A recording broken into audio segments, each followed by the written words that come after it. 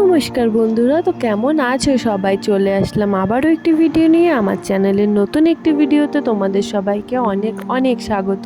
তো দিনটা ছিল রোববার, আর আমি সকাল সকাল স্নান করে শাড়ি পরে রেডি হয়ে গেছি, আর আমার সাথে আমার মাও রেডি হয়ে গেছে। তার কারণ আজকে আমরা যাব ধূপগুড়িতে, যে মায়ের স্থান আছে সেখানেই পুজো দিতে। অনেক দিন থেকেই যাব বলছিলাম, কিন্তু ওই যে বলে না, মায়ের কাছে যেতে চাইলেই যাওয়া যায় না, যদি না মা চায়। তুমি কোথায় যাবা? তুমি পূজা দিতে যাবা? তুমি পূজা দিতে যাবা? হ্যাঁ, আবার হাত খাচ্ছে।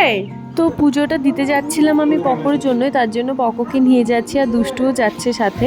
তো পকো যখন জন্মেছিল তখনই মায়ের কাছে মানত করেছিলাম, ও যদি সুস্থ থাকে তাহলে আমি মায়ের কাছে ওকে নিয়ে গিয়ে পুজো দিয়ে আসবো। তো তার জন্যই আজকে যাওয়া।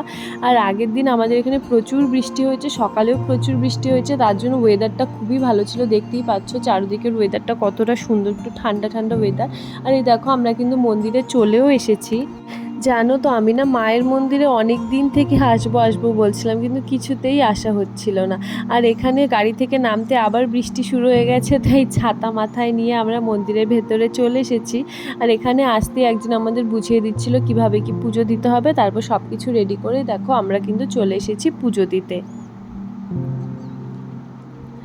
এখানে অনেকগুলো, মানে একটা মন্দিরের ভেতরে অনেকগুলো ঠাকুর আছে। তো আমরা 3 জায়গায় পুজো দিয়েছিলাম। মায়ের স্থানে দিয়েছিলাম, কালী মায়ের কাছে দিয়েছিলাম, আর রাধাকৃষ্ণের কাছে দিয়েছিলাম।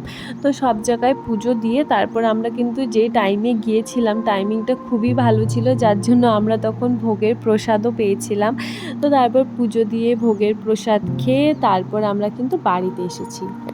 মন্দিরে আসতে কার কেমন লাগে আমি জানি না, কিন্তু আমার না মন্দিরে যেতে খুব ভালো লাগে। মানে ওইটুকু সময়ের জন্য মনের মধ্যে যত চিন্তা দুশ্চিন্তা যা কিছু থাকে সব কিছু দূর হয়ে যায়।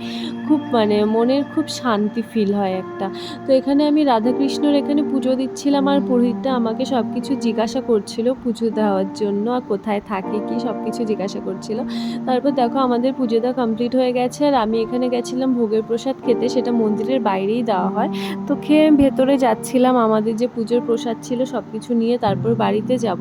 আর যেহেতু বৃষ্টি হয়েছিল, মন্দিরের সিঁড়িগুলো এত পিছলা ছিল, মানে আমার উঠতে খুব ভয় লাগছিল, পা টিপে টিপে উঠছিলাম, মনে হচ্ছিল পড়ে না যায়। আর পকো পুজো দিতে গিয়ে একটুখানিও জ্বালায়নি, এত শান্ত ছিল।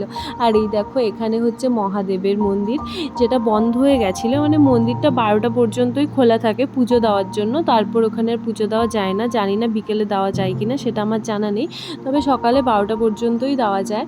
তো আমরা যে টাইমে গিয়েছিলাম পুজো, মানে ঠিক টাইমেই গিয়েছিলাম। তো পুজো দেওয়া কমপ্লিট হয়ে গেছে, এবার যাব আমরা বাড়ির দিকে। তো দেখো বাড়িতেও চলে এসেছি।